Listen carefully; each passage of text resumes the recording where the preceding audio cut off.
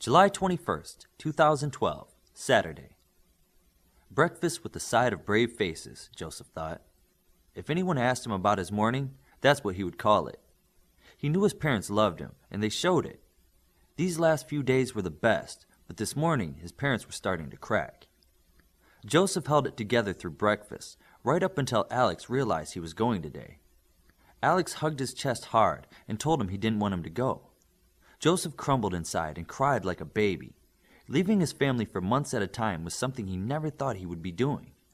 Now, in minutes, he would be traveling to the secret location they hid the Alpha Academy. He kept hoping they wouldn't show up, or they would say the test results got mixed up somehow. Then the phone rang and Mr. Pringle answered it. After a few moments, he hung up and said, "That was Miss Woods. She'll be here in 10 minutes, and your travel schedule will be tight." "Well," Mother said, "let's get all your stuff out past the garage." The 2 large bags that she had packed for him were now in her hands as she walked out the front door. Keeping busy can sometimes be a defense mechanism. Mr. Pringle sat at the kitchen table and motioned for his son to come over. He knew his wife well enough to know she would need the last few minutes to say goodbye. Seizing the only time he would have available, he said, "You know how much your mother and I love you." "I do," said Joseph. "If we could keep this from happening to you, if we could keep anything uncomfortable from happening to you, and give you everything you ever wanted in the whole world, we would." Joseph knew his dad was about to say something wise. He always went over the top when driving home a point. "I know you would. But we can't. I can't. There are things that happen that we can't change. Some things you just have to make the best of. For instance, you may really become a superhero. If you do, you might save someone's life someday." He regarded his son for a moment, then continued, "And if you do save someone's life someday, maybe it will be a little boy like yourself. And I'll bet his family and little brother would be very happy you were brave enough to go to Alpha." Joseph had never thought that far ahead. What if I do actually become a superhero, he thought. He had only given thought to his immediate need of learning to control his power and not wanting his life to change. "I should go say goodbye to Mother and Alex." "One more thing," his father said as he stood up. "Children choose friends in pecking orders on perception. Here, you have always been exceptional and perceived as exceptional. There, you will be among superpowered children. In this kind of situation, self-image is projected outward as self-worth and confidence. In short, these kids will see you as you see yourself. Remember that." Both father and son then walked out of the house to where Mother and Alex were. "Come here and hug your mother," she said as she lifted her son in the air and clutched him tight. She continued to tell him how much he would be missed, how it hurt to see him go. After she sat him down, she started to go over rules again. "Be a good student. Obey those in charge of you. Email home often. Call when you can. Finish food you take. Don't do anything you wouldn't want your parents to know about. And brush your teeth." Alex hugged him and said, "Who will be my big brother when you're gone?" The words hurt Joseph somehow, and he started crying again. Joseph saw his father hug his mother. She was crying too. Tear-stained kisses went back and forth between the family members, until Mr. Pringle heard a vehicle that couldn't be seen coming yet and said, "Here she comes. Give the boy some space." Joseph's father had stood back the last few minutes while the others showed their affection. He now stood forward and put a hand on Joseph's shoulder. "Dry it up," he said as he helped dry the boy's tears. "A good rule of thumb, never show sensitive emotions in front of people you don't trust. They can take it for weakness."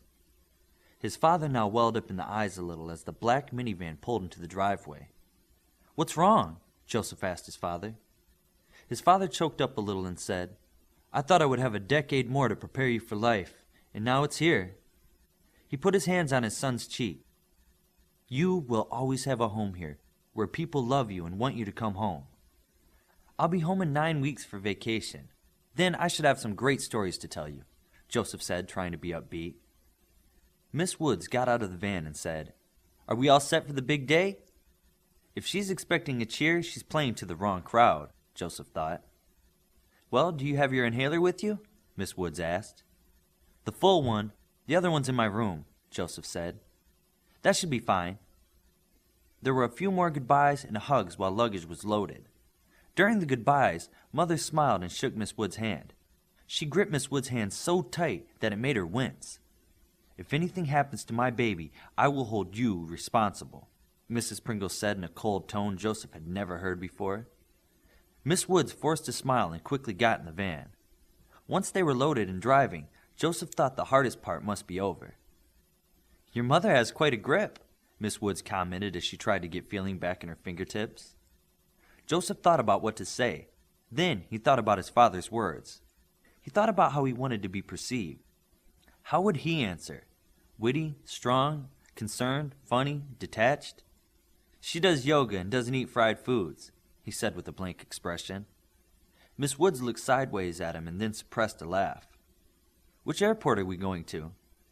Neither. We're going to the Detroit HU Hall, she continued. HU stands for Heroes Union. Now that you're in the business, you're going to have to get used to all the jargon. Like, our ETA to the Detroit Hall is 1100 hours. Do you know what all that means? ETA is estimated time of arrival, and 1100 hours is military time for 11 a.m. Good.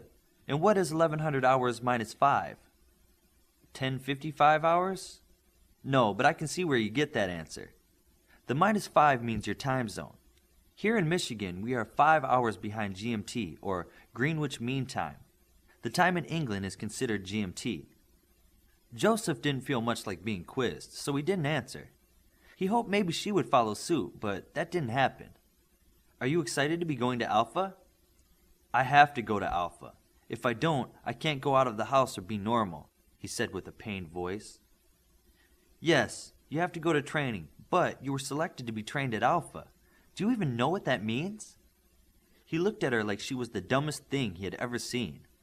It means I have to leave my family, whether I want to or not, he said firmly. She softened up a bit and continued. Granted, you didn't get much notice. Still, I would have given anything to have been born with the abilities that would have gotten me into Alpha. My abilities are not that great. I have to go to Alpha so I'm not a danger to the public. Now, she looked at him like he just wasn't getting it. You have no idea what you're talking about. With your DNA test and the evidence of your powers, you were mainlined to Alpha in less than 36 hours. There is someone else who had an invitation to Alpha who won't be able to attend because you have their spot. Joseph felt bad. I didn't ask anyone to make some other kid stay home. They will now be going to one of the beta academies. I read your file before I went to your home to tell you and your parents the results of the DNA test. No matter transmuter has ever changed that much matter at once. You did it without even trying. You have no idea how your powers might develop, but I bet someone at the HU does. That's why you're going to Alpha at age 11. Joseph looked at her puzzled. What does my being 11 have to do with anything? You really should have wikied the Alpha Academy before today. Students are selected every 3 years between the ages of 12 and 14. Only special cases, very special cases, are exceptions made. In the last 27 years, less than 400 superheroes have graduated from Alpha. Of those, a few start over the age of 14. That's with the special waiver. No one has ever been admitted at age 11.